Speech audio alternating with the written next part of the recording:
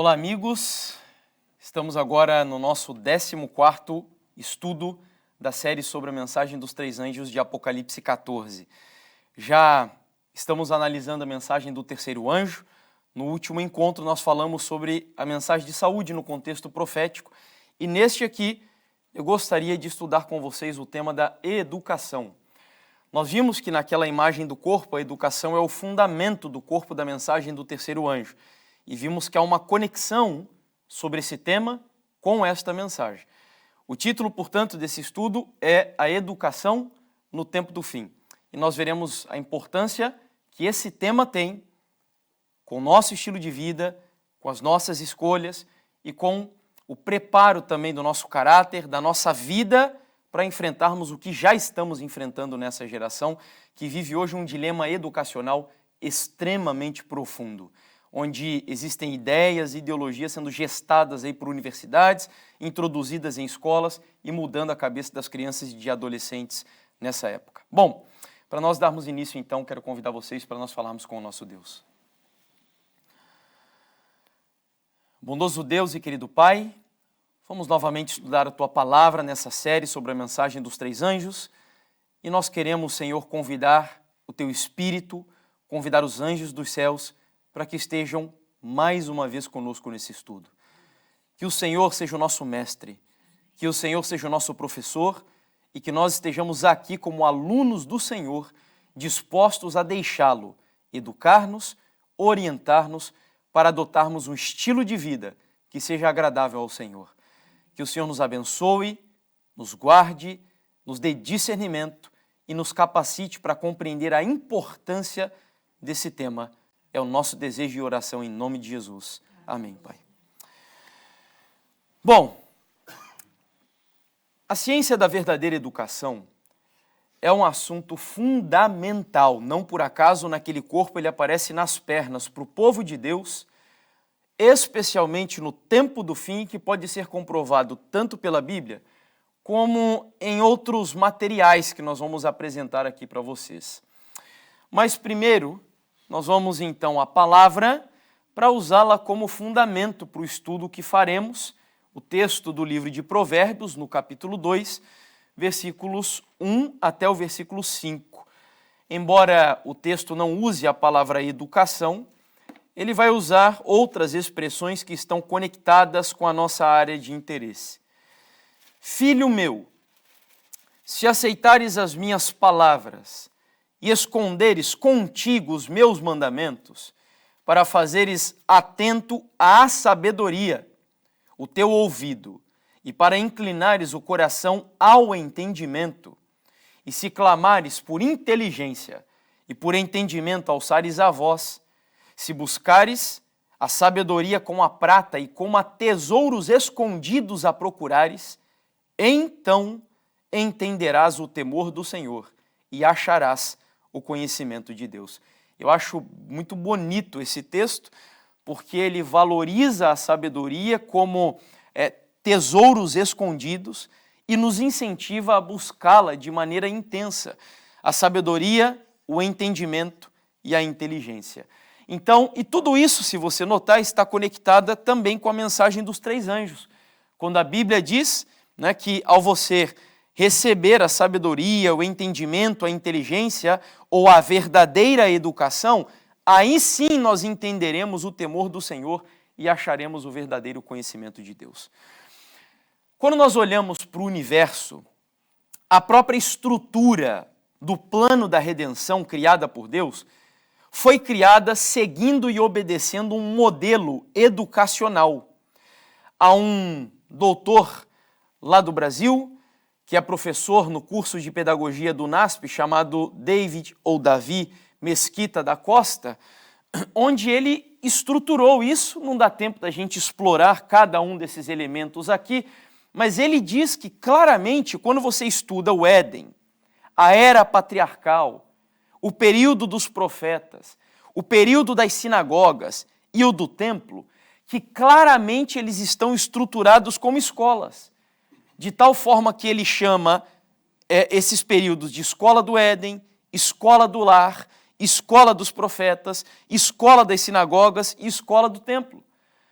todos os períodos da história do povo de Deus poderiam ser configurados em um modelo pedagógico, como se Deus propositalmente, como o maior pedagogo que existe, organizasse o plano da redenção dessa maneira. Só que Ellen White, como ela é inspirada por Deus, ela antecipa as conclusões desse autor aqui. Para quem ainda não leu os livros de educação escritos por Ellen White, ela vai apresentar exatamente isso e vai usar termos pedagógicos falando a respeito de cada uma dessas eras. Só que ela recua ainda mais. Antes ainda do Éden, ela vai dizer que outro lugar do universo já era uma escola. Sabe que lugar é esse? Olha só. No livro Educação, na página 301, ela diz que o céu é uma escola. O campo de seus estudos, o universo. O seu professor, o ser infinito. Uma ramificação dessa escola foi estabelecida no Éden. Veja, o Éden era só a filial da escola do céu. E cumprindo o plano da redenção, reassumir-se-á a educação na escola edênica. É por isso que eu digo que as pessoas que têm uma visão do céu, como a que eu contei ao longo dessa semana de oração, para quem esteve lá, do Zeca Pagodinho, que perguntaram para ele se ele preferia morar no céu ou no inferno. Zeca Pagodinho, para quem não conhece, é um cantor conhecido, lá, famoso no Brasil. E perguntaram para ele se ele preferia morar no céu ou no inferno, e ele disse que preferia morar no inferno. Porque o inferno tem mulher, o inferno tem bebidas, o inferno tem a vida que ele gosta de viver aqui. E no céu não, ele disse que o céu é chato, um negócio meio etéreo, ficar tocando harpa, olhando por nada o dia inteiro. Coitado, não tem noção do que é o céu. O céu vai ser um campo de estudos, um lugar onde nós vamos desenvolver as nossas capacidades até o máximo possível, estudando a beleza de Deus, a santidade de Deus, a natureza de Deus, explorando outros mundos. No céu nós seremos cientistas de verdade e no sentido mais genuíno da palavra. Pode falar, Sara. Eu faria o contrário? Então o contrário, é o inferno que tem as mulheres, é isso aí. O inferno que tem as mulheres. Então, corrigindo, ele disse que preferia o inferno, porque no inferno tem as mulheres, as bebidas e etc. E como eu disse, não faz ideia do que ele estava falando. Exato. Bom, então Ellen White diz que uma ramificação desta escola, da escola do céu, foi estabelecida no Jardim do Éden. E aí que o plano da redenção sendo cumprido, nós vamos retomar o modelo educacional estabelecido lá no Éden. Ela ainda vai dizer que foi estabelecida uma escola modelo no Éden. O lar de nossos primeiros pais. O Jardim do Éden, olha de novo, ela usando linguagem pedagógica. O Jardim do Éden era a sala de aulas. A natureza, o seu manual, o livro de estudos. O próprio Criador, o instrutor ou o professor, e os pais da família humana eram os alunos. Então nós poderíamos aqui entrar em várias épocas diferentes para mostrar que Deus ele institui o plano da redenção obedecendo esse modelo educacional. Quando nós vamos ao período da Reforma, um dos métodos que Martinho Lutero encontrou junto com o seu companheiro, lembra qual era o nome do companheiro de Lutero? Quem lembra? Melanchthon. Ellen White, inclusive, fala sobre ele rapidamente no livro O Grande Conflito. Ambos chegaram à conclusão. Eles só conseguiriam vencer a influência da Igreja Católica sobre a vida das pessoas na Idade Média se eles fizessem uma reforma educacional naquele período.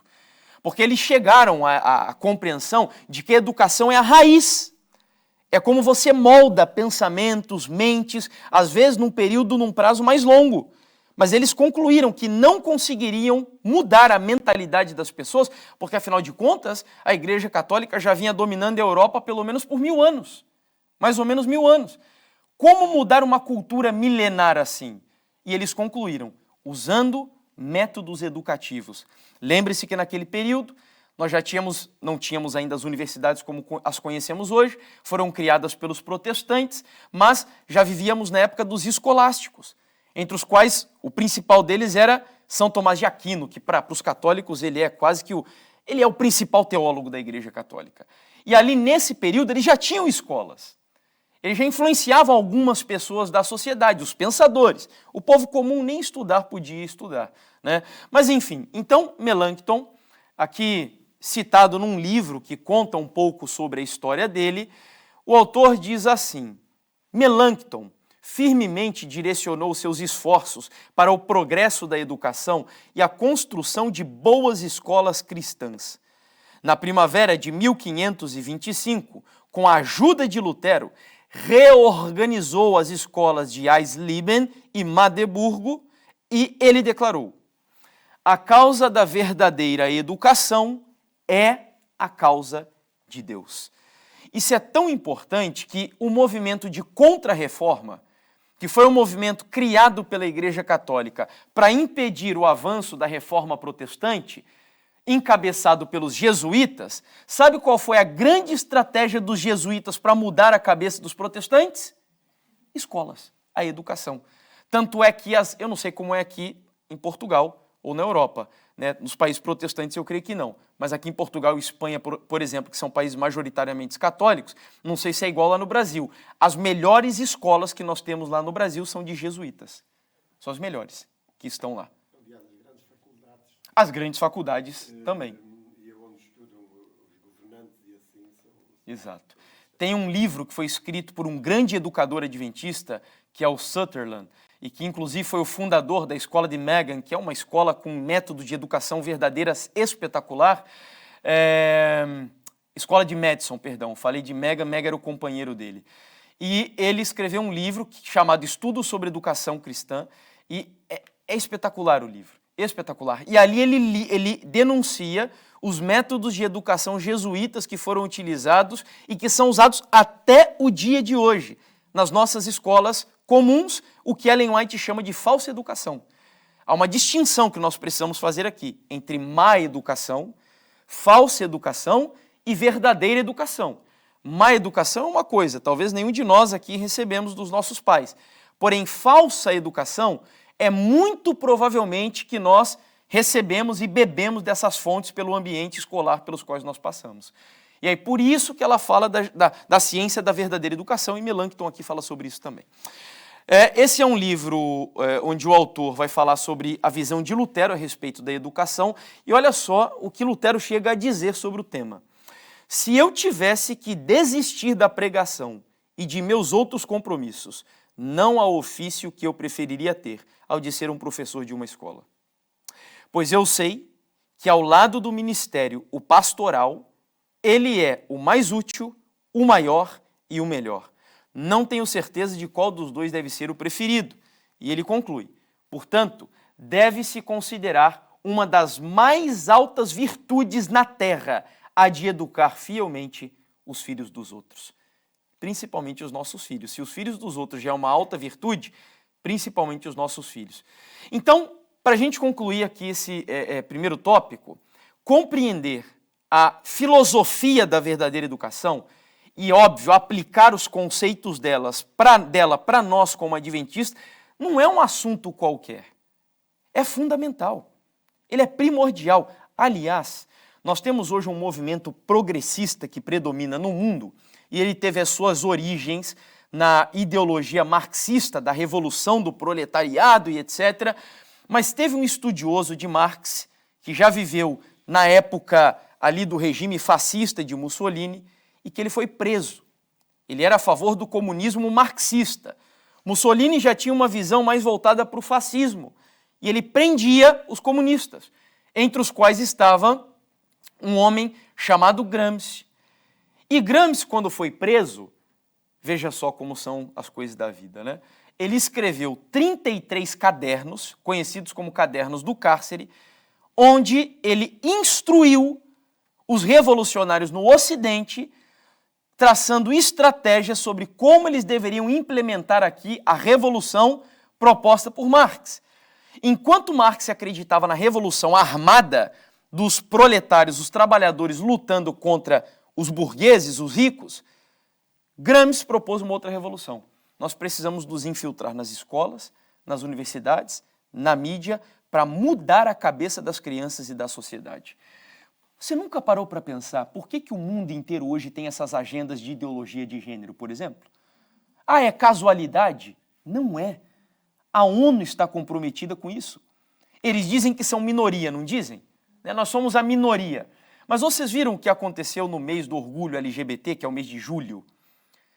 Para quem acessa redes sociais, As marcas e as empresas mais poderosas do mundo mudaram a imagem que eles colocam no perfil colocando a bandeira LGBT. Marcas de carro, grandes organizações que dominam a indústria alimentícia, indústria de produtos de limpeza e etc., emplacando essas bandeiras. Por quê? Casualidade? Não. Eles estão comprometidos com essas agendas e usam a educação como ferramenta de manipulação social, de corrupção. Tem um livro que foi escrito por um professor francês chamado Pascal Bernardin. Esse livro foi publicado em 1995 e ele denuncia ali documentos da Unesco, que é o braço da ONU, responsável pela ciência, cultura e educação, onde os documentos dizem claramente que eles usariam estratégias psicológicas e psicopedagógicas para mudar a cabeça das crianças dentro da escola e também através da mídia. Será que estamos vendo isso acontecer? Com certeza. Meu irmão pode falar.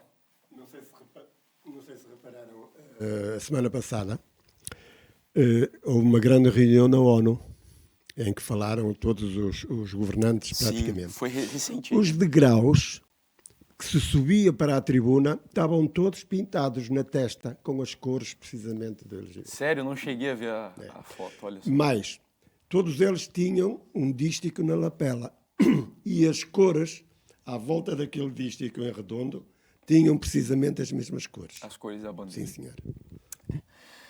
Enfim, então nós vemos claramente que é uma batalha, uma guerra, onde o tema da educação está sendo usado como meios de mudar a mentalidade das pessoas, a cabeça das pessoas, porque o diabo sabe. O diabo sabe que Deus criou o universo seguindo um modelo do quê? De escola. Então é óbvio, ele viveu com Deus, ele sabe como funcionava o céu, ele sabe como o Éden funcionava antes do pecado. Qual é a conclusão que ele chega? Vamos usar a mesma metodologia, mas para o mal, para implementar os nossos desígnios. Pode falar, Sara. Professora, e ela deu um testemunho assim aberrante. Então as escolas iniciaram, não é, neste momento, e ela era a responsável por receber no primeiro dia os alunos. E ela diz que eles ao chegarem, eles estavam assim reunidos, não é? E ela diz que ficou de uma forma assim alarmada. Porquê? Porque era um número muito grande de miúdos que estavam distorcidos. Alguns meninos tinham malas parecidas com as dela. Nossa. Todos eles já beberam de tal forma que ela diz que não era um ou dois. Era um grande número que já estavam infiltrados na ideologia de género. Isso que a gente está falando só de um elemento, né? Nós poderíamos falar sobre questões de sexualidade, competição, que é algo que também Deus não se agrada, que a gente se envolva, né? Enfim, muitos setores aí. Bom, seguindo aqui no tema. O assunto é tão urgente, tão necessário. Antes que eu esqueça de dizer, eu preciso dizer isso. Com o que nós vamos falar aqui, nós não estamos, em hipótese alguma, dizendo que somos contrários ao desenvolvimento intelectual, a você estudar. Jamais. Não é essa a proposta de Deus. A questão é nós entendermos qual é a visão cristã de educação, para sabermos como devemos educar os nossos filhos e como talvez salvá-los quando eles entrarem num ambiente hostil à fé deles, como, por exemplo, as universidades. É lógico que até eles chegarem lá, nós já precisamos ter dado um fundamento muito bom para eles chegarem lá. Eu, inclusive, tenho dito aos jovens, né, aproveito para repetir isso daqui, que quando terminam, aqui vocês chamam diferente, no Brasil é o ensino médio, como é aqui em Portugal, o secundário. Quando terminam o secundário, que não precisa ir diretamente para a universidade. Porque isso é quase que uma imposição social, né? A sociedade ela meio que impõe, terminou o secundário, vai direto para a universidade. Não há essa necessidade. O incentivo que eu tenho dado aos jovens é passe pelo menos um ano numa escola missionária. Vá para uma escola missionária, para que nessa experiência você consiga absorver uma estrutura que vai dar um preparo para você enfrentar o que você vai ver lá mais adiante. E tem muitas escolas missionárias boas espalhadas por aí. Bom, mente, caráter, personalidade, eu acho que eu já li esse texto num estudo anterior, mas vale muito a pena repeti-lo. Agora, como nunca dantes, veja, Ellen White disse isso na época dela, imagine hoje, precisamos compreender a verdadeira ciência da educação. Se deixarmos de compreender isso, jamais teremos lugar no reino de Deus. E a vida eterna é esta, que te conheçam a ti, o único Deus verdadeiro, e a Jesus Cristo a quem enviaste. João 17,3. Se é esse o preço do céu, não deveria então nossa educação ser conduzida nessas linhas? Então o assunto é sério, é urgente, é extremamente necessário, a ponto dela dizer que como nunca antes em outra época nós precisamos compreender a verdadeira ciência da educação. E ainda conclui dizendo que se nós não compreendermos, nós podemos perder o lugar no reino de Deus. Antes da gente avançar aqui na proposta de hoje, do nosso estudo, nós temos que compreender, melhor dizendo, a filosofia adventista de educação. Eu preciso deixar algo bem claro aqui.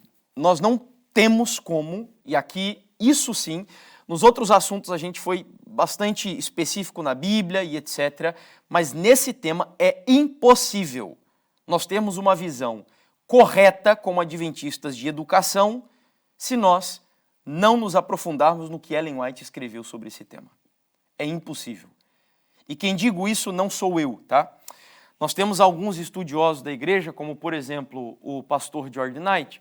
Eu até aproveito para abrir um pequeno parênteses aqui. O pastor George Knight hoje, ele tem sido um dos pastores nos Estados Unidos um pouco rebeldes contra algumas crenças da igreja. Então assim, apesar de não concordar com tudo que ele tem apresentado por lá, encabeçando alguns movimentos aí que a igreja não favorece, sobre esse assunto ele realmente tem bastante autoridade, escreveu muita coisa positiva para a igreja, tá? Da área de educação. E aí, em um dos livros dele, ele vai dizer que é impossível compreender a educação adventista, quer atual ou histórica, sem entender o papel e o impacto de Ellen White sobre esse desenvolvimento. Um outro pastor, que é o pastor Renato Stencil lá no Brasil, nesse livro aqui, que é um livro compilado de vários autores, não é apenas ele, o Manual do Educador, o nome do livro, o pastor Renato Stencil vai dizer, não é Renato Stencil, perdão, é Spicer o nome do autor desse capítulo. Não se pode considerar a solidez da obra educacional adventista se excluirmos dela os escritos proféticos de Ellen White. Seria como tentar explicar o movimento do Êxodo, olha a profundidade da comparação que ele vai fazer.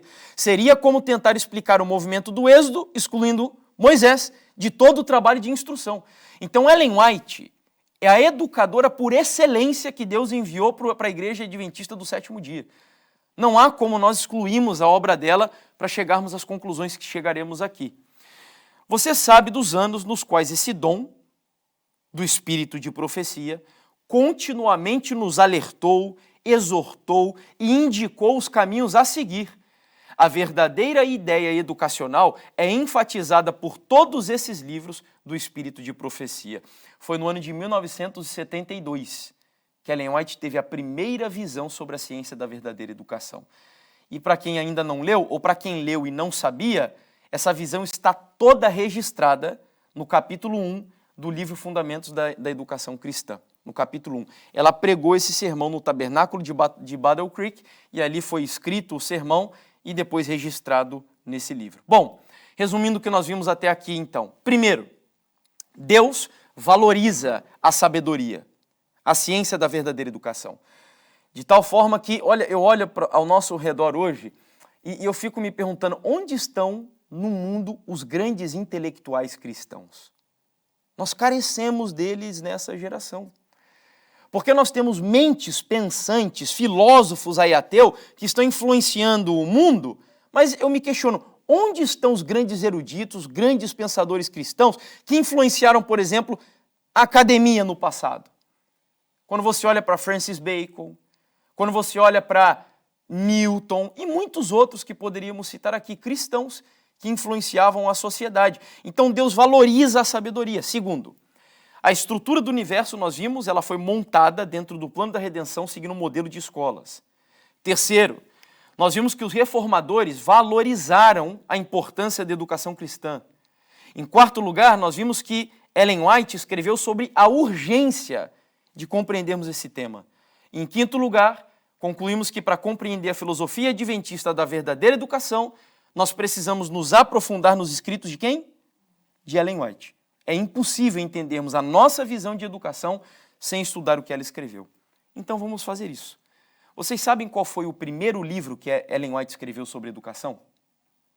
Alguém tem ideia? Não?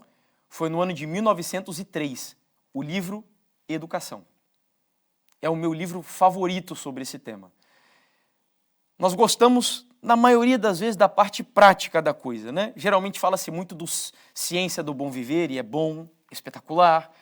Orientações à Criança, é um livro sensacional. Só que assim, para você praticar algo e você compreender bem o que você pratica, você precisa ter uma teoria formada anteriormente, uma filosofia que dê razão para a prática que você está fazendo. O livro Educação, que foi o primeiro que Ellen White escreveu, é a filosofia adventista de educação em sua essência. Então, o primeiro capítulo, eu já li ele também tantas vezes, e ele é tão bom, porque ele lança a base do que nós vamos apresentar aqui. Eu vou usar só o primeiro capítulo, praticamente, para mostrar o que eu vou mostrar para vocês. Então, veja o que Ellen White começa, ela abre o livro citando esse texto aqui. A fim de compreender, na verdade, alguns parágrafos depois, não é exatamente o primeiro parágrafo. A fim de compreender o que se acha envolvido na obra da educação, necessitamos considerar tanto, ela vai citar 4 coisas aqui, para entender o que é educação na visão adventista. A natureza do homem, em primeiro lugar, quanto o propósito de Deus ao criá-lo, em segundo lugar. Precisamos também considerar, em terceiro lugar, a mudança na condição do homem em virtude da entrada do conhecimento do mal, e, em quarto lugar, o plano de Deus para ainda cumprir o seu glorioso propósito na educação da raça humana. São 4 coisas essenciais aqui que a gente precisa entender. Então vamos a elas. No próprio capítulo 1, ela vai começar a responder cada uma delas. É só você ir lendo e dividindo a estrutura. Primeiro, qual era a natureza do homem antes do pecado, da queda? É a primeira coisa que ela diz que nós precisaríamos entender. Quando Adão saiu das mãos do Criador, trazia ele, em sua natureza física, atenção à ênfase que ela vai dando aqui, dessas 3 áreas, física, intelectual e espiritual, a semelhança do seu Criador. E criou Deus o homem à sua imagem e semelhança, né? Diz a passagem. Então, em primeiro lugar, o homem, quando foi criado por Deus, o ser humano, ele trazia na sua natureza, nas 3 áreas, física, intelectual e espiritual, era parecido com Deus. Tinha inclinações para Deus. No Patriarcas e Profetas, capítulo 1, por exemplo, Ellen White chega a dizer que a natureza do homem estava em harmonia com a vontade de Deus. Ela também chega a dizer que a mente era capaz de compreender as coisas divinas. Diz que as nossas afeições eram santas e que os apetites e paixões estavam sob o domínio da razão. Essa era a nossa natureza humana no princípio. Só que nós sabemos da história da entrada do pecado. E aí nós vamos à segunda pergunta que ela falou que nós precisamos responder. Qual foi o propósito de Deus quando o homem foi criado? Exatamente, irmã. Exatamente. Ela disse que fomos criados para a honra e glória de Deus. Lembra que nós falamos sobre isso no tema da glória de Deus? Ela vai dizer aqui, e criou Deus o homem à sua imagem, e era o seu intento que quanto o homem mais vivesse, tanto mais plenamente revelasse esta imagem, refletindo mais completamente o quê? A glória do Criador. Então eu fui criado com o propósito de refletir a glória de Deus. E o que é a glória de Deus? Lembra quem esteve no estudo da glória? O que é? O seu o quê? O seu caráter que é revelado no seu amor abnegado, altruísta. Deus é um ser completamente desprendido de si mesmo. É um Deus que se doa, que se entrega, sem reservas absolutamente nenhuma. Então, quando a Bíblia diz que eu fui criado para a glória de Deus, lembra que eu falei que tudo que existe no universo revela a glória do Senhor, onde as nuvens não vivem para si, onde os oceanos não vivem para si, os rios não vivem para si, tudo no universo foi criado dentro de um ciclo perfeito que Ellen White chama de circuito de beneficência, onde nenhuma criatura vive para si mesma, vive para dar, exatamente. Então, o homem foi criado também com esse propósito. Só que vamos à terceira questão. O que houve com a natureza humana depois da entrada do pecado? Nós continuamos vivendo para a glória de Deus? Qual foi uma das primeiras coisas imediatas que o homem e a mulher perderam ao pecarem no Jardim do Éden? A glória de Deus. Lembra que eles viram que um ou outro estavam nus? Foi a primeira coisa que perderam. Ou seja, perderam aquela inclinação para uma vida de abnegação, de altruísmo, de serviço. É a palavra-chave. Ela vai dizer, continuando no capítulo 1, com o pecado, a semelhança divina na nossa natureza ficou obscurecida. Que tristeza isso me dá, irmãos. Que tristeza. Que tristeza. Para onde nós fomos cair? Sendo quase totalmente apagada. Louvado seja Deus por isso. Porque Deus não deixou que ela fosse apagada por completo. Mas olha a condição que nós chegamos. Lembra que ela disse que nós fomos criados no começo com a faculdade física, mental e espiritual inclinada para Deus? Ela vai dizer aqui, enfraqueceu-se a capacidade física do homem. Nós vemos isso ou não? Olha aqui, ó, tá alguém aqui diante de vocês. Por que eu sou tão baixinho assim desse jeito? É a fraqueza da natureza física. É toda degradada.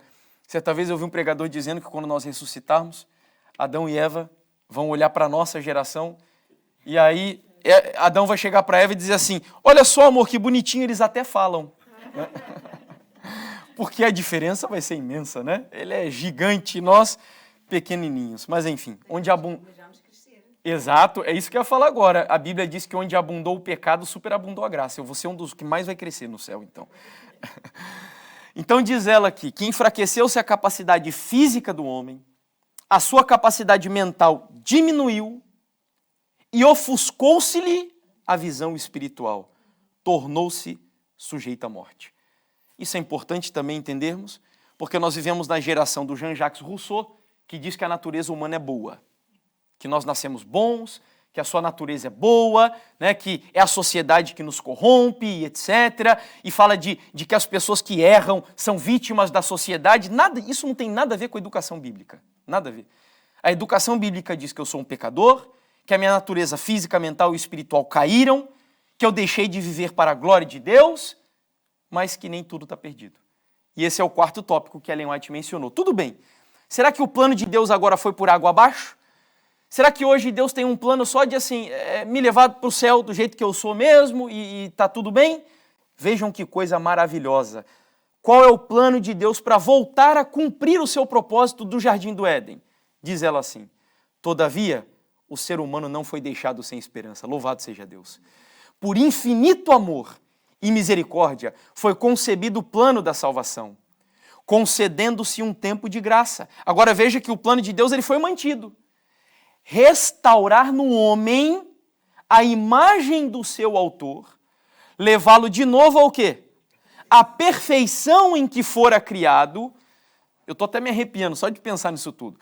Promover o desenvolvimento, olhe de novo aqui das 3 faculdades, do corpo, espírito e alma, para que se pudesse realizar o propósito divino da criação.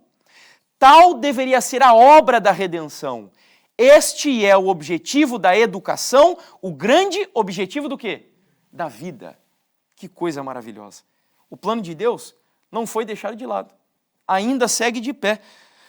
Lembra de Daniel na Babilônia? Vocês já viram a descrição que Ellen White faz de Daniel lá? Meus irmãos, é espetacular. Daniel está no meio daquele povo, e aí Daniel, inteligente, fazendo uma alimentação correta, seguindo o plano educacional de Deus.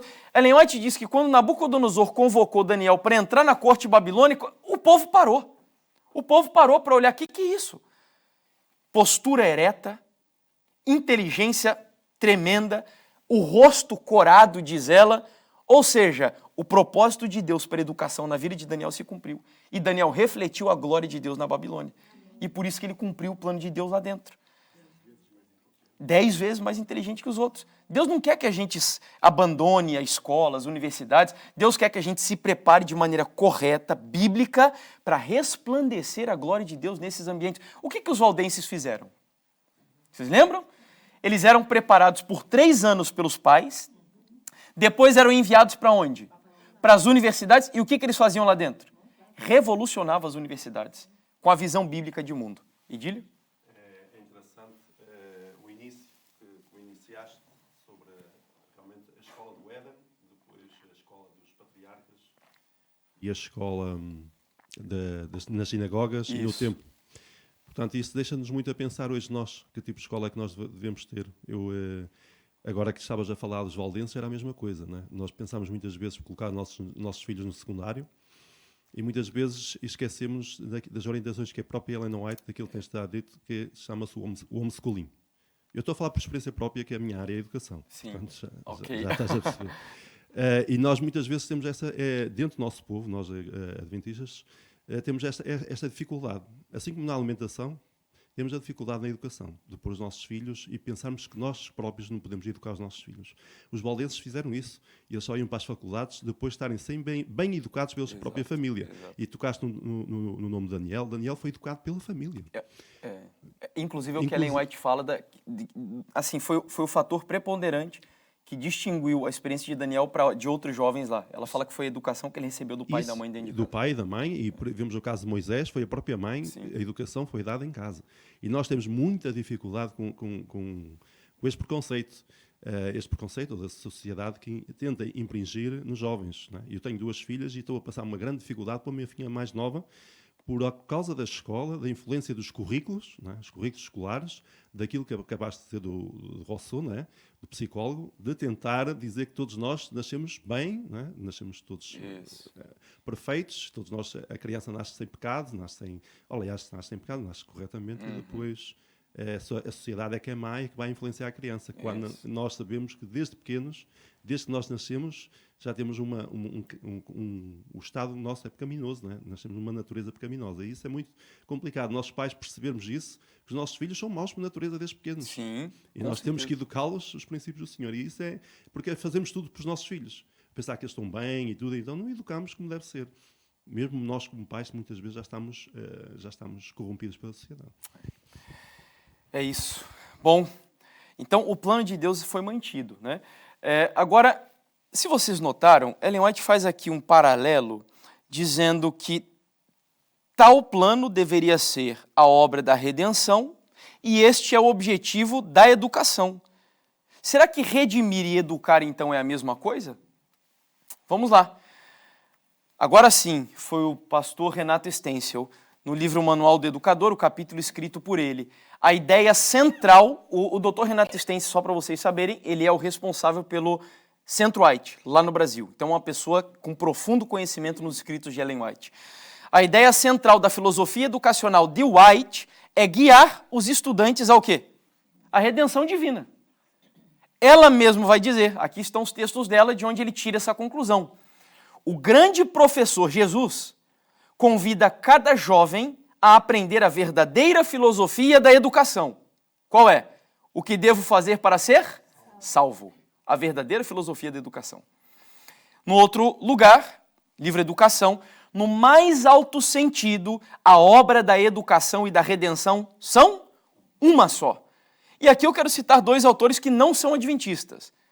São de fora. Deixa eu ver. Eu acho que um deles não é adventista, o outro é.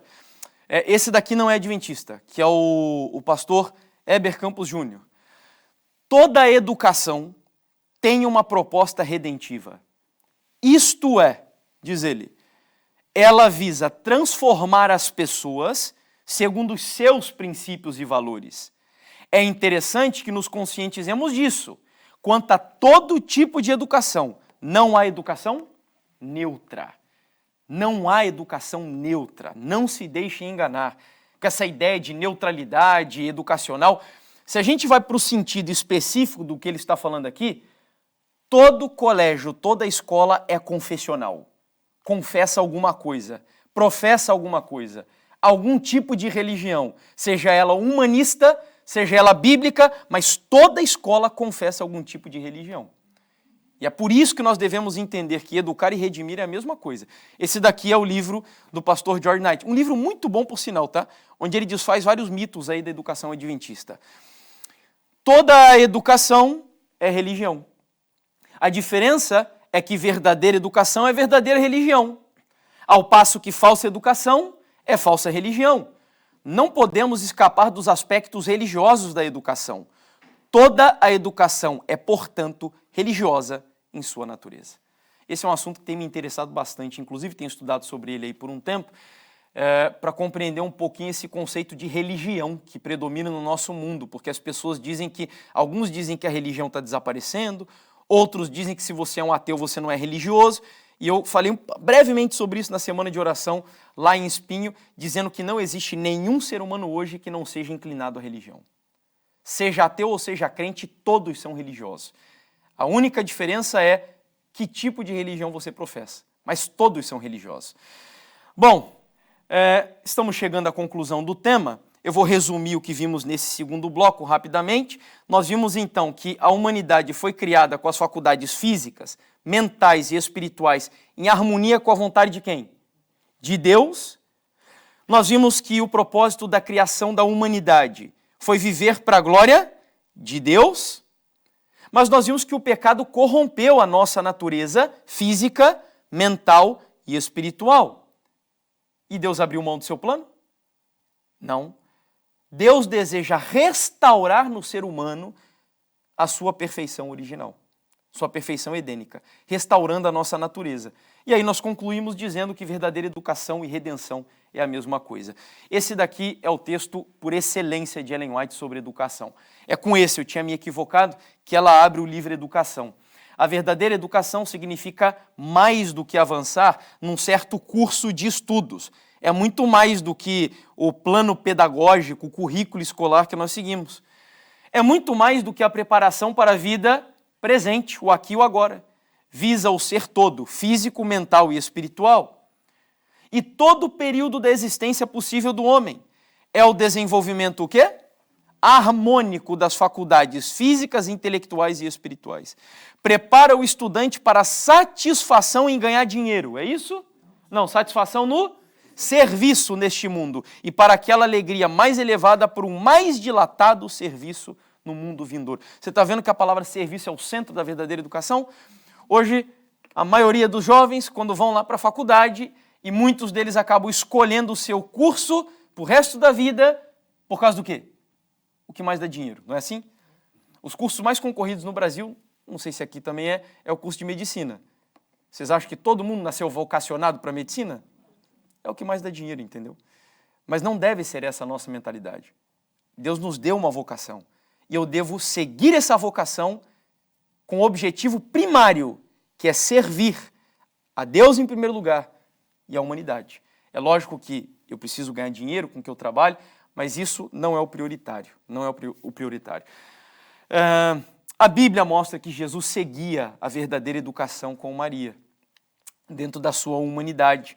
Lembra do texto de Lucas? Abra aí a sua Bíblia, Lucas capítulo 2, verso 52. Lucas capítulo 2, verso 52. Eu acho que aqui à frente fica melhor para a câmera pegar, então vou pedir para o senhor ler para a gente, por gentileza, meu irmão. Lucas capítulo 2, versículo 52. Vejamos como Deus tem um plano, ou como Jesus seguia o plano educacional de Deus também na sua humanidade. Pode ler, por gentileza. E crescia Jesus em sabedoria, estatura e graça diante de Deus e dos homens. Você percebe aqui todas as faculdades envolvidas na educação de Jesus? Crescia Jesus em sabedoria mental, estatura, físico, graça, espiritual.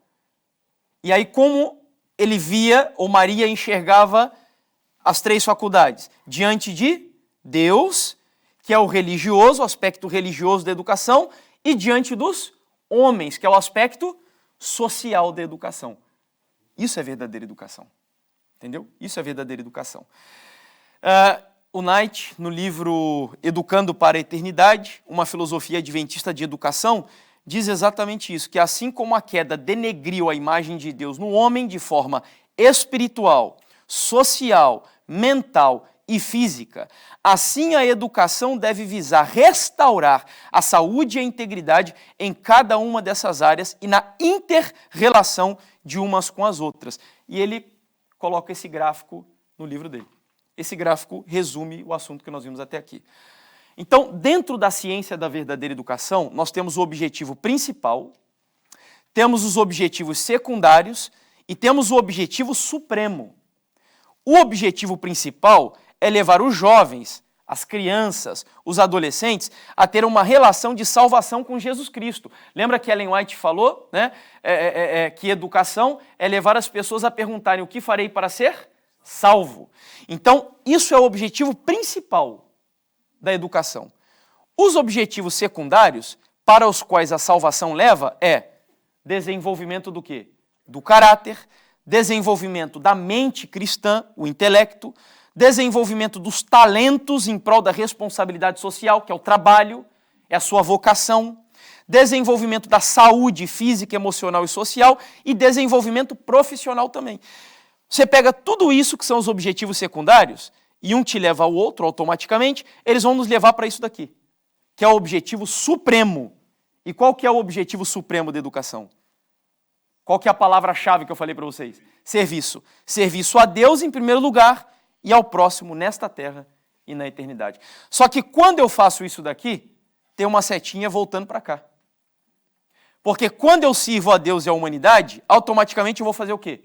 Desenvolver o meu caráter, eu vou desenvolver uma mente cristã. O que é isso daqui? É o circuito da beneficência. Entendeu?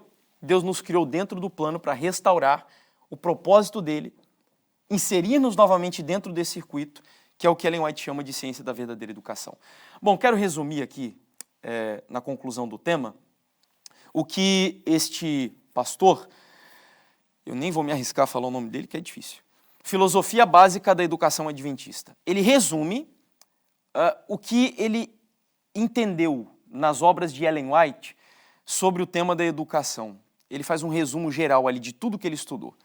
E eu quero propor aqui esse resumo para vocês. Primeiro, a única educação verdadeira é cristã, que está fundamentada na filosofia religiosa baseada na Bíblia. Ponto final.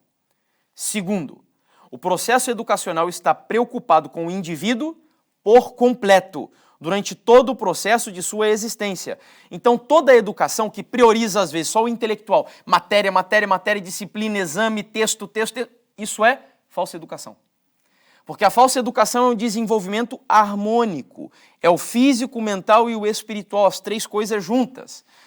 Terceiro, veja, isso não é opinião dele, tá? Ele está mostrando que Ellen White escreveu nos seus livros. Terceiro, o senhor quer falar? Pode falar. Trocaste aí uma palavra. O falsa educação é o desenvolvimento físico harmônico. Verdadeira educação, né? Sim, ok. É tanta coisa que eu estou fazendo esses dias e dormindo tarde que às vezes eu troco palavras. Me ajudem, tá? Me ajudem mesmo. Podem fazer isso. A educação deve ser prática, bem como cultural e acadêmica. Então, Ellen White escreve mostrando que porque tem pessoas que vão para um extremo da educação e acabam supondo que Ellen White é contra o desenvolvimento também acadêmico, intelectual, que você leia outros livros, se desenvolva culturalmente. Não. Ellen White não é contrária a isso e tem muitos textos dela que eu não trouxe aqui, onde ela nos incentiva, inclusive dizendo que as pessoas que são mais desenvolvidas intelectualmente, elas podem ser mais bem usadas por Deus. Na Bíblia nós temos um exemplo disso. Paulo. Quando você compara o que Paulo fez com o que Pedro fez, é um absurdo a diferença. Não por acaso o Novo Testamento é quase inteiro escrito pelo apóstolo Paulo. Quarto tópico, a educação deve preparar uma pessoa para ser útil e deve inspirá-la com o ideal de ganhar dinheiro. Não, é do serviço, como já comentamos. Utilidade, outra coisa fundamental. Utilidade. Eu fui criado, sempre fui um bom aluno, mas fui criado de maneira inútil. Inútil. Porque meu pai e minha mãe me deram a melhor educação que eles podiam e pensavam, mas não era verdadeira educação. Porque não me prepararam para fazer coisas úteis na vida. Eu dou graças a Deus que depois um pouco antes de eu me casar, mas também depois um pouco, eu tive a oportunidade de estar bem próximo do meu sogro, e o meu sogro, ele me ajudou a aprender algumas coisas que eu não fazia. Quando a gente fala de utilidade, por exemplo, é no sentido mais simples da palavra. É você saber arrumar, consertar alguma coisa dentro de casa para sua esposa, saber, sei lá, passar uma roupa mesmo, que às vezes a gente pensa assim, passar roupa é coisa de mulher. Nada a ver. São ideias machistas, né, que a gente tem na sociedade. Então, utilidade. Isso faz parte da ciência da verdadeira educação. Quinto tópico. O currículo deve ser suficientemente vocacional para assegurar que todo aluno deixe a escola com meios dignos de ganhar o seu sustento. Então, o currículo não é só jogar matéria. A ideia, o propósito é que o currículo ele fosse vocacional. Hoje nós pegamos 40 crianças, enfiamos todas elas dentro de uma sala de aula e educamos como se todas elas fossem iguais, não é assim? Veja como que Jesus educava. Você pega Nicodemos, a mulher adúltera, a mulher samaritana. Você percebe que Jesus teve um tratamento diferente com cada uma delas? Enquanto, por exemplo, para Enoque, a experiência educacional de Enoque, que fez ele entender melhor Deus, foi ter um filho, não foi? Não foi quando Matusalém nasceu que Enoque compreendeu mais quem era Deus? Mas a experiência educacional de Abraão, que foi a mais alta, a mais sublime, diferente de Enoque, não foi quando ele teve o filho. Foi quando Deus pediu para ele fazer o quê com o filho? Você percebe como a educação de Deus é específica? É específica. Sexto, a política educacional não deve ser limitada pela tradição. Sétimo, há uma obrigação, isso daqui é muito importante. Eu lamento que, enfim, lá no Brasil a gente já não enxerga mais isso em muitos lugares. Obrigação da igreja educar todos os seus membros, sejam adultos ou crianças. Inclusive, Ellen White ela fala de escolas de igreja. Aqui ainda tem em Portugal algumas, né? Que são escolas de igreja. Sim. Uma só? Eu ouvi dizer que tinha mais de uma. Não, pelo que eu ouvi dizer, Sara, tem uma que é administrada pela União. Mas tem outras, acho que 3 ou 4, que são escolas menores administradas pela própria igrejinha ali. Eu conheço uma que a igreja é por baixo da igreja. Ok. A escola é por baixo da igreja, não sei se é isso. Não necessariamente. É escola que os próprios membros da igreja cuidam dela, administram ela, financiam a escola. Essa é a ideia. Não necessariamente dentro das dependências da igreja. É um bocado estranho. Tá. Não sei, não é assim tão... Ok. Mas isso tem se tornado cada vez mais raro, tá? E aí os nossos filhos, às vezes, acabam indo para outras escolas, outros modelos de educação, mas o plano ideal de Deus era esse daqui. Era que cada igreja... Exato, tivesse uma escola própria, para que os membros mesmo fossem cuidar das nossas crianças. Aí alguns dizem assim, tá, mas vai educar os filhos dentro de uma bolha? Sim. Até pelo menos os 10 anos, os nossos filhos deveriam ser criados dentro de uma bolha. Isso é absolutamente normal. Porque é dentro dessa bolha que ele vai ser preparado para quando a gente estourar a bolha ele sair para o mundo lá fora. Tanto é que Ellen White vai dizer que uma criança até os 8 anos de idade não deveria conhecer outros pais, senão outros professores, senão os pais, e outra escola, senão o lar, pelo menos até essa faixa etária. Isso não é ideia assim, sei lá, do nada. Tem um psicólogo da educação chamado Jean Piaget, que ele diz que até os 7 anos de idade a criança está desenvolvendo a sua personalidade. Por isso que lá no Brasil hoje eles obrigam as crianças a irem para a escola com 4 anos. Aqui também? Por quê? Vocês acham que o Estado ama as nossas crianças? É porque eles querem mudar a mentalidade, a personalidade. E quanto mais cedo, melhor. A partir dos 3 anos. Que absurdo. Aqui vai desde logo os 4 meses que nasce. Vai para o infantário e já está. Isso eu digo, olha, para os pais que fazem isso, eu digo, é melhor nem ter filho. Se você quer pegar o filho e colocar numa creche... Pois é uma tristeza. Assim, se ainda fosse pais, porque Ellen White deixou os filhos dela algumas vezes com pessoas, né, para a missão, mas eram pessoas que ela conhecia, que sabia que iam dar uma educação correta. Agora, você entregar para pessoas aí que você não sabe o que é muito, muito triste. O que está a acontecer cá no nosso país, e toda a gente faz força, mesmo a nível de Assembleia e tudo isso, é que de facto se crie infantários gratuitos ao nível de quando os mães deixam de amamentar ou têm de ir trabalhar, os filhos sejam entregues nesses locais. Lá nos locais. Uhum. Nunca se aconselha a que seja uma avó ou uma pessoa de muita confiança. É precisamente esse.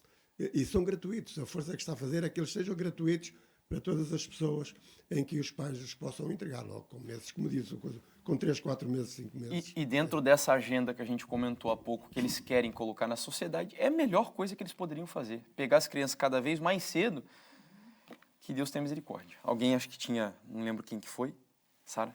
Tu sabes que, apesar apesar do que estamos a falar ser assim um bocado chocante, mas isto é uma coisa que foi sendo cultivada, não é? De geração para geração. Sim. Tanto que hoje os pais não têm a mínima noção do que é uma educação certa, a mínima educação.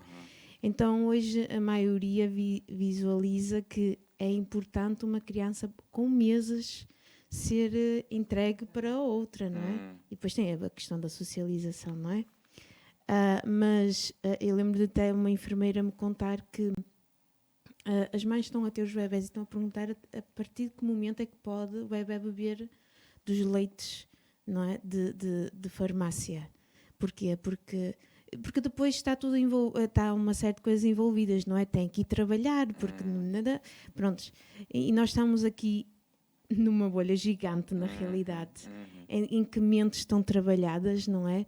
E depois, quando querem ter os filhos, não sabem lidar com o futuro dos próprios filhos, não é? Com certeza. E nós hoje vemos as consequências, porque tu estavas a falar de inutilidade, não é? O que hoje vemos mais à nossa volta são jovens inúteis, valorizam coisas fúteis e não têm noção, muitas vezes, às vezes até batem no coração, o amor, e nem sabem o que é o amor e a utilidade do verdadeiro amor, não é? Então, infelizmente, estamos numa época que é urgente até a nossa igreja se levantar nessa questão da educação, porque nós vamos cair num caos social, não é? Então, quando cairmos nesse caos real, social, eles vão ter sede de procurar pessoas que os eduquem novamente. E isso até benéfico, não é? Por isso, nós temos que ser um estandarte na parte da educação, porque muitos vão querer beber do que é a educação real. Lá no Brasil nós temos um movimento fortíssimo lutando em prol do homeschool, foi falado ali pelo Idílio, e propondo toda uma reforma educacional também no país, que são encabeçados pelos católicos, por eles. A gente conhece esse movimento que é bem forte aqui em Portugal, também temos. Só para a gente entender, conhecido. Nós estamos aí entre dois extremos, entendeu? E aí a gente precisa assumir um posicionamento como igreja, né? Precisamos assumir um posicionamento. Enfim. Pegar o microfone lá. Se nós formos analisar o nosso país, tudo que é misericórdias está ligado à Igreja Católica. E são eles que têm a maior rede de lares, maior rede de infantários, tudo ligado, de maneira que as crianças estão logo influenciadas logo nos primeiros meses de vida. Poucas são os que estão infantários ligados numa outra organização. E eles têm mais facilidade em legalizar todas essas coisas do que qualquer um indivíduo que queira, de facto, implantar uma escola, implantar um infantário, coisa assim. Eles, mediante as misericórdias, que é precisamente o que domina o nosso país, eles têm toda a facilidade e todo Estamos falando de uma igreja milenar já, né? Eles têm muita experiência sobre como fazer essas coisas. Deixa eu dizer uma coisa. Tá. Não só focando no homeschooling, porque eu valorizo imenso o homeschooling. Mas eu sei que há pais que não têm essa capacidade condição. sequer. Isso é até importante, Sara, só deixa eu colocar, né? Esse é o ideal. É o ideal. É o ideal. Mas totalmente. Ellen White, ela realmente assim, deixa claro que se os pais não têm condições, que não se arrisquem também. Porque eu já vi muitos pais tirarem os filhos das escolas e deixarem os filhos ao léu. Não tá? sabe o que é o E não é esse o plano de Deus. Exato. Então, assim, tente trabalhar dentro do mal menor. Exatamente. Né? Essa é a ideia. Porque o problema... E eu falo por experiência própria, porque os meus pais não são adventistas. E às vezes, quando leio o Espírito de Profecia, percebo que eles fizeram muito que o Espírito de Profecia orienta, mesmo estando eu a ser estruturada também pela escola, não é? Mas há questões que mesmo como famílias que temos filhos na escola, fomos perdendo. Okay? Há pormenores que nós podemos pôr em prática mesmo não tendo os nossos filhos a estudar em casa. Sim, compreendes? E isso ajuda a criança, mesmo estando dentro da escola, a perceber o erro e o correto. E quando forem adultos, vão com certeza ter mais facilidade em escolher seguir a Deus, não é? Pronto, porque às vezes valorizamos o homeschooling e está corretíssimo, não é? Mas eu vejo pais que têm miúdos na escola e não fazem o trabalho de casa. Não fazem o trabalho de casa. E se não fizerem, então aí é que é um problema muito grande. Claro. Não leem o Espírito de Profecia, na realidade. Eu só queria acrescentar, Ellen White diz que uma criança até aos 3 anos já tem 70% do caráter formado. Verdade. Portanto, nós devemos preocupar com as crianças depois dos 3 anos, devemos sim, mas nós devemos preocupar principalmente dos bebés, porque ela fala também que a criança, quando está dentro do ventre da mãe, já ouve a mãe a cantar um hino. Exatamente. E por aí fora. Okay? São as influências pré-natais. Portanto, a importância da educação começa logo até aos 3 anos de idade, é fundamental. E nós temos a capacidade, falando dentro de nós, do nosso povo, nós temos a capacidade dentro da nossa igreja, irmãs, isto é muito irmãs, que não trabalham e que podiam muitas vezes, não é, poder aproveitar e educar. Se existe uma família que não pode ou não tem tempo de trabalho, essa família talvez possa pagar aquela irmã que não está em casa. E mais vale educar um filho dentro do nosso povo, dentro dos nossos, não é? Do que meter numa creche ou no infantário. Isto é fundamental o que eu estou a dizer, penso eu. Portanto, eu já não tenho filhos, não é? desse tamanho. Mas nós devemos preocupar como igreja das crianças até aos 3 anos de idade, porque o caráter, como eu referi, o caráter, não sei o que refere, ela não é de falar sobre isso, é fundamental. Porque e agora que entrar aqui na questão que a palavra de Deus sobre Daniel e sobre os amigos e tudo, que foi aí que eles desenvolveram o caráter nos primeiros anos. Esse é um tema prioritário, né? É prioritário. O microfone. Temos até o testemunho na palavra de Deus de Ana. Sim, exato. Até os 3 anos, ele recebeu tudo quanto era necessário para servir ao Senhor continuamente até o fim da sua vida. Exato, exatamente. Tem ótimos exemplos na palavra, né? É isso aí. 8 tópico que ele menciona, o ideal seria que também as escolas tivessem uma localização rural e pitoresca.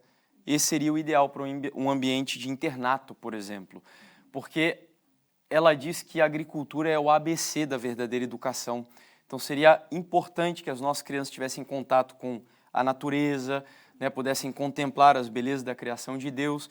Esse seria realmente o ideal.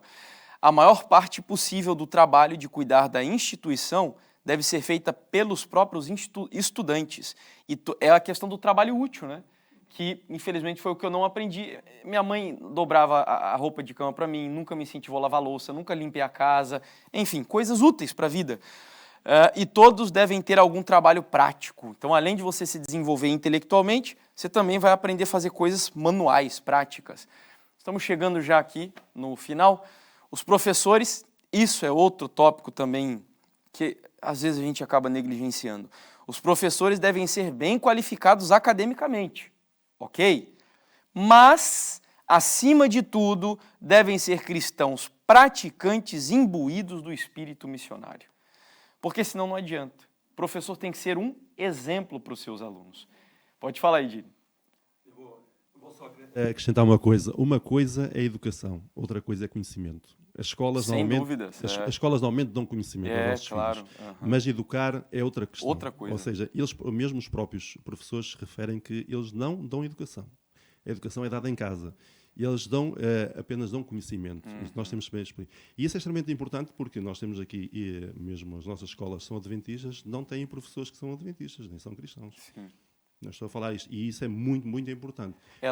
Lá no Brasil acontece também, tem disciplinas que eles não contratam, quem não é adventista em absoluto, porque aí seria um risco muito grande. Por exemplo, você lecionar uma aula de biologia não sendo um adventista, seguramente você vai apresentar uma perspectiva evolucionista, né, do tema.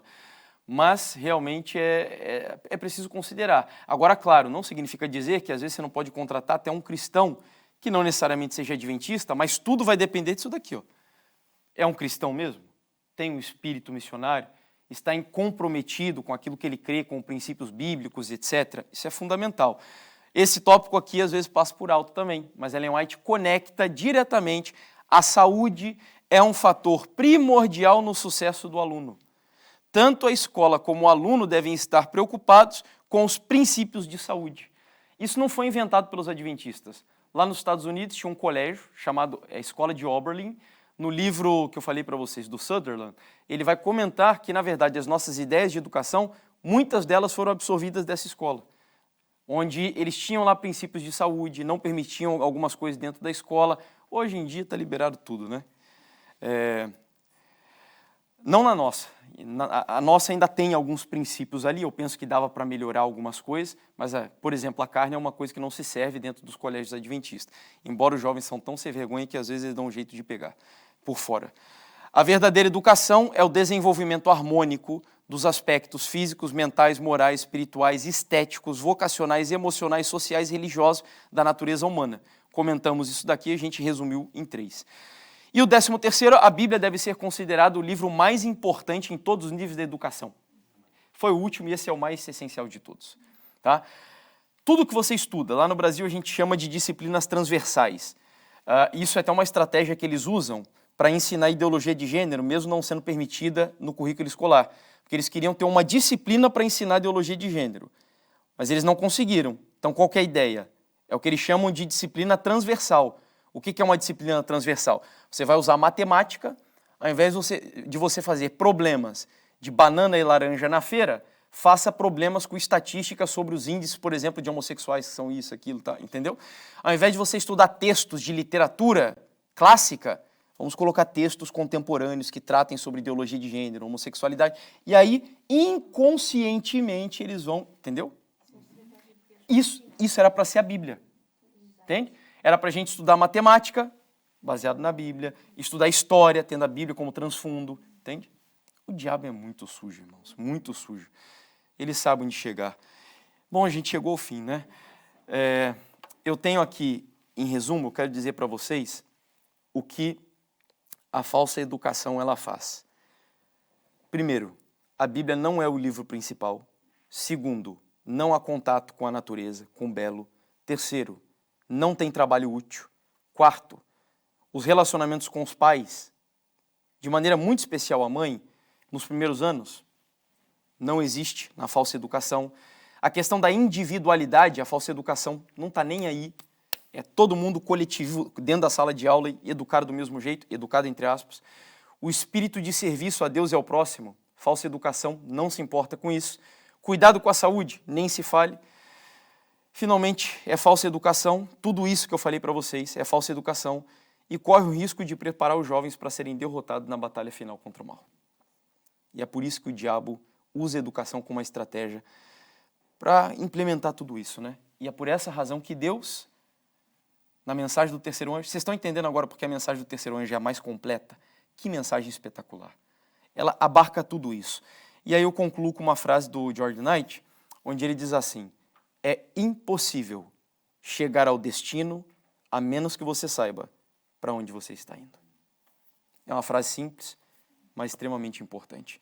Nós precisamos ter um alvo, uma meta, e as metas devem ser essas que nós acabamos de ver aqui, porque do contrário, quando você não tem um alvo, qualquer coisa vale. Isso é perigoso. Talvez seja uma forma de um apelo ou de um alerta.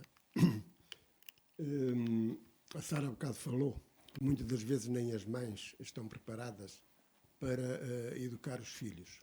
E eu gostaria, e o Edílio disse, ainda agora é muito bem, que uma mãe cantando um hino, mesmo na gestação do filho, ele já ouve. E eu gostaria de perguntar às mães, neste caso, que irão ver isto, será que elas mesmo estão a estudar as lições da escola sabatina de forma a que também estudem com os filhos naquela pequena idade, de maneira que elas sejam anas, tal qual apresentada na Bíblia? Estejamos atentos a isso, porque essa seria, de facto, muitas das nossas mães, nem sequer a lição delas estuda. É verdade. E acabam terceirizando isso para as professoras da igreja, Exatamente. né? E a professora só revisa. Enfim, meus irmãos, é isso. Nós temos uma das escolas mais bem estruturadas dentro da igreja, que é a escola sabatina. Eu falei algo. Tá bom, tá bom. Mas é isso, meus irmãos. Eu confesso a vocês que estava assim um pouco apreensivo sobre a forma como a gente ia transmitir o tema aqui, mas eu acho que fluiu muito bem. E eu espero de coração que abençoe as pessoas que vão assistir, porque esse é um assunto importantíssimo. É bom a gente estudar profecia, nós vamos estudar na sequência agora da mensagem dos 3 anjos, mas olha, se a gente não entender isso daqui, pode saber tudo de profecia, não vai adiantar nada. A base está aqui, é a educação. e a gente precisa deixar que Deus nos restaure nesse sentido. Vamos orar então, para a gente finalizar. Querido Pai, nós nos colocamos diante do Senhor aqui nesse momento como crianças, e agora isso faz ainda um significado maior, porque Jesus disse que se nós não fôssemos como crianças, nós não herdaríamos o reino dos céus. Nós viemos de aprendizados tão equivocados. Eu mesmo, Senhor, já comecei a pegar parte dessa geração tão débil que nós vivemos, tão superficial, tão fútil, como a Sara disse, onde nós acabamos dando mais atenção a determinadas coisas e não nos desenvolvendo de forma equilibrada e harmônica, como é o propósito do Senhor. E se eu não voltar a ser uma criança, e talvez isto sirva para muitos dos que estão nos ouvindo, é impossível, Senhor, haver redenção na minha vida. Por isso eu quero te pedir, Pai, que estas palavras de Jesus, onde Ele diz que nós precisaríamos voltar a ser como crianças, eu quero pedir que se cumpra na minha vida e na nossa vida. Não entrando no ventre da minha mãe, como Nicodemos chegou a dizer para Jesus, mas quando o Senhor Jesus fala sobre voltarmos a ser como crianças, o que Ele sugere é que haja humildade e disposição de aprender. E é assim que eu quero me colocar, e é assim que eu creio que todos nós desejamos nos colocar na Tua presença. Tu és o mestre dos mestres. Nós estamos hoje vivendo na grande escola do Senhor, onde temos a Bíblia e temos a natureza como livros para nos educarem, onde o trabalho útil é parte do processo da educação, onde o propósito da educação é vivermos para a glória do Senhor. Cumpre isso na nossa vida. Nos eduque, nos redima, que os teus planos se cumpram em nós e que o Senhor assuma também o controle da tua igreja, dando amor e zelo aos departamentais de educação da Igreja Adventista do Sétimo Dia, aos professores dessa igreja, que o Senhor conduza, Pai, a educação adventista de acordo com a tua santa vontade, para que essa igreja cumpra os teus propósitos. O mundo que vivemos é terrível, Senhor, mas que nesse embate entre verdadeira educação e falsa educação, que o mundo possa olhar para a tua igreja como a rainha de Sabá chegou em Jerusalém e se encantou com o que viu e disse a Salomão que quão grande deveria ser o Deus que ele servia, que da mesma maneira o mundo, ao olhar para a igreja adventista, veja nas nossas crianças, nas nossas famílias, nos nossos lares, em todos os lugares por onde passarmos, que olhem para nós e sintam o desejo de conhecer quem é este povo e, acima de tudo, quem é o Deus poderoso que tem guiado esse povo até aqui. Nós oramos em nome de Jesus. Amém, Pai.